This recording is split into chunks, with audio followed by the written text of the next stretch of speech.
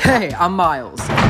Over the past 10 years of me posting on the internet, you guys have seen me blossom into the biggest disappointment my family's ever seen. And somehow someone let me write a book about it.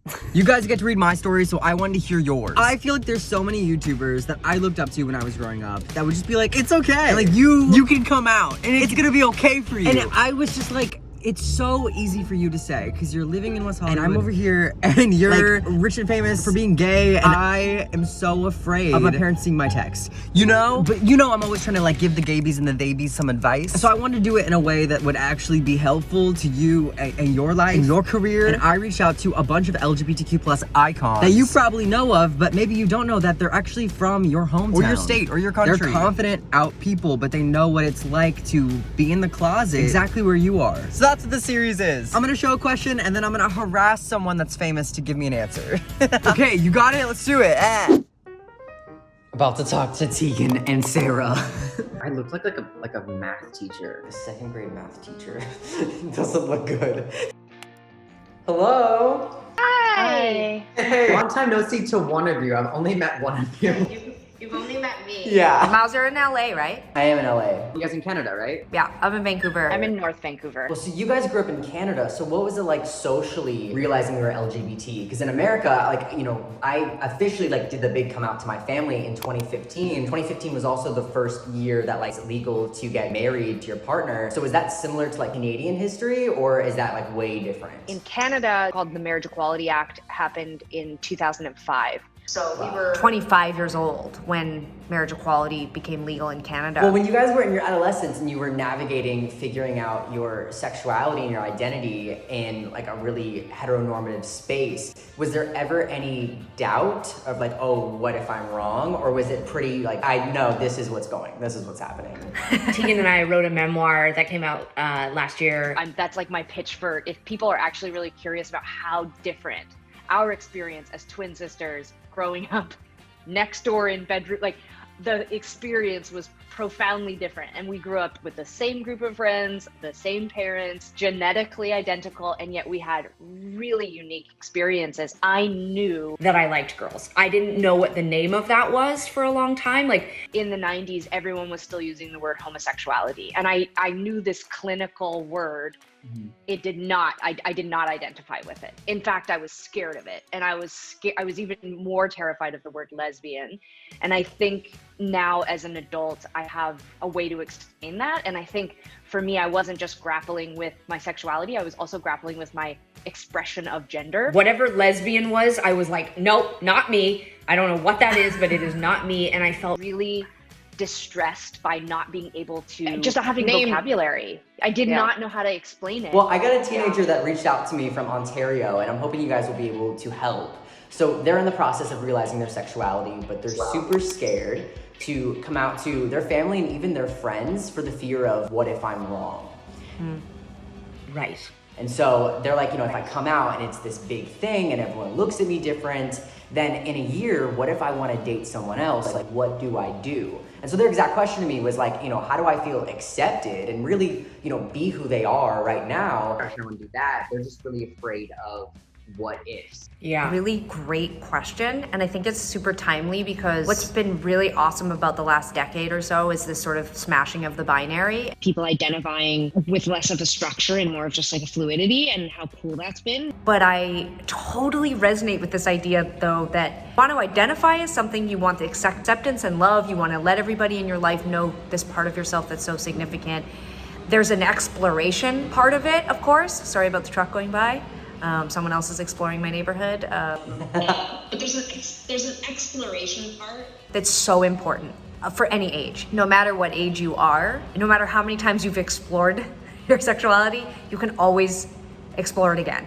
You can always look at it again. There is a positive to growing up in the 90s where it wasn't as easy to figure out who you are. I didn't feel forced to figure out who I was. I wasn't thinking, oh my God, if I like girls, then I have to declare it and I can't like boys. I didn't feel that way. I actually remember very clearly having a conversation at 15 with the girl that I was hooking up with secretly, where I was like, I'd like to not define us. You know, like I remember feeling like I was like, don't put me in a box. Like I just was like, I don't know. Well, I totally understand too the turmoil of like coming out, and it feels like when you're coming out, it's like, I'm not this, I'm not like that. Everyone's trying to put me in these boxes and constrict me. And then it's like, you're kind of being thrusted into this world where it's like, you're being put in other boxes, and it's like, okay, well then if I'm gay, then it's this, and then like then the masculinity aspect, and then and it's like, I don't want any of it. Like, no one touch me, no one look at me. I just want to do what I want to do. Part of the conflict for me was that I don't remember having a feeling of like,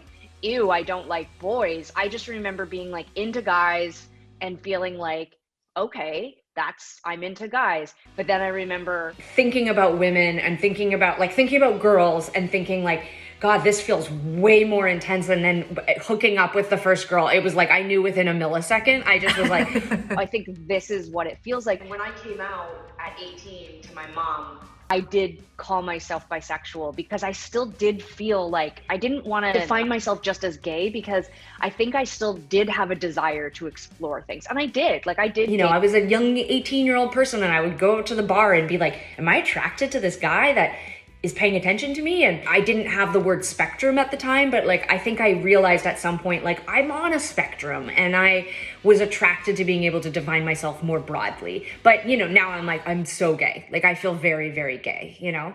Just to clarify, I'm so gay. I'm so gay. My instinct here is that if you're a young person and you're considering coming out, but you're worried that you might change your mind 3 years down the road and you're not sure how to deal with that, I think you bake that into your coming out.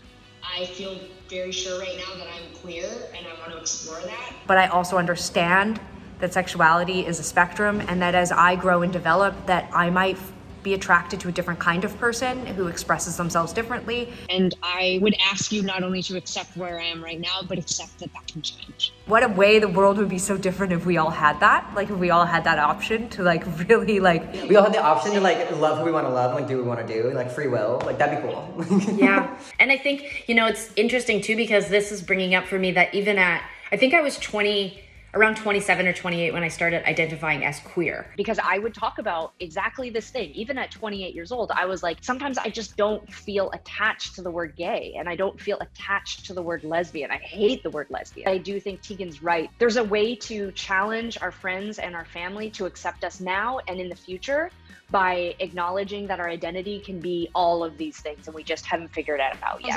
I didn't ever address, but this question came in the form of like, well, what if I'm wrong? You know, this idea that you could come out and you could find out later that you're actually, maybe you end up saying, no, I'm actually not queer at all, or I'm not gay at all. Or you say, geez, maybe I'm bisexual, whatever it ends, or no, I'm straight. That wouldn't be wrong. And I think that that would be the most important thing to say here is that like, it is exploration. You're young, and again, it doesn't matter what age you are, to be honest, but like, you tried it. Like, you know, like it's just like anything else, trying a food or trying a new sport or a hobby. Like, you're not wrong if you didn't end up enjoying it or didn't feel right, or you didn't end up excelling at it, or you decided to get into something else. You know, I think you should be proud of yourself for even wanting to explore it. And if you're still questioning if it's the right thing for you, there's still incredible bravery in just trying. Like, you know, you can't be wrong for trying. And I've always been the biggest believer in like, you can't get to point C unless you get through point A and point B. Because like, I've adopted so many different labels, I have lived so many different experiences, but it's like, I wouldn't be who I am now if I wasn't all the people I was before. Full stop. There's no way that like 15-year-old me who was just like, yeah, like I'm a queer girl, would ever be like Miles today. There's no, how would I get here? Like, how would that have happened? So you have to like live your life. And it's weird that it is, again, going into those boxes that like parents around us, the community around us is like, if you say that you're this, then it has to be this, because it's like some big deal. It's this huge thing that like, you're saying this, but it's like, we should all be allowed to dress how we want to dress, love who we want to love, be referred to as what we want to be referred to as forever. It's like, you don't have to have all the answers today. you know what that is though, that's compassion. That's asking compassion not only of yourself, but of your community and of the larger world. And I think even on our side, when you're coming out, that there has to be some compassion for the people you're coming out to, because this might be a new concept. This might be scary. I know our mom initially had a really emotional kind of terrible response to Sara coming out, and she recovered really quickly. But a lot of that was rooted in fear.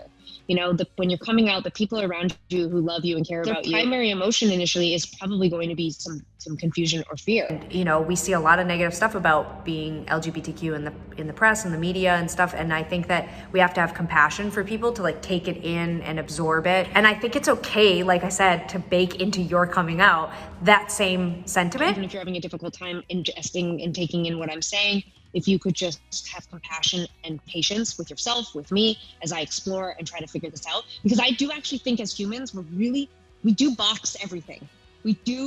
That is how we tell what things are. These are shoes, these are hats, these are plants, these are people, these are cats. Like we want to understand what things are. We name things. That is what we do. And when you aren't ready to name yourself 100%, stamp it, this is what I am, that puts people off kilter a little bit. And I don't think there's anything wrong with having a little bit of patience as people reset themselves and try to understand that. Not to get all like existential, but like, this is it. We get one life. We get to have all these experiences.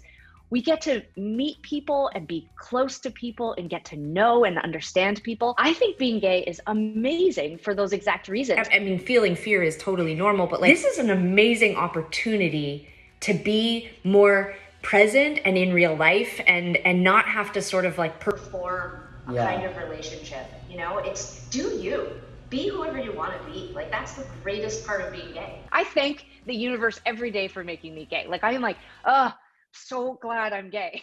Like, it's the best, No, I feel the same energy. I mean, like, I remember being in like the thick of like, oh my God, like everyone around me is not okay with who I am all of a sudden, and kind of being at that crossroads of like, do I go back in the closet further than before? Because everyone right now is just trying to act like I never came out and like this just stop, or do I just go full force? And I remember being like, I think my first queer thing I ever put on the internet was a tweet, and I had like no followers anywhere. It was just like for me, and I was like, hey, if there's anyone gay that's reading this, do not come out. It's not worth it. I wish I never came out. And I full meant that, and now being like, wow, Miles McKenna really told the world like, do not come out. I'm like, I could not like, I don't know who I would be today if I wasn't that kid that dealt with those struggles and those people, because like I learned so much, and I learned so much about myself and also about the people that I don't want to be and I don't want to be around. Like that energy of just like, if you don't believe someone should have rights, I don't know what to tell you. Like, we're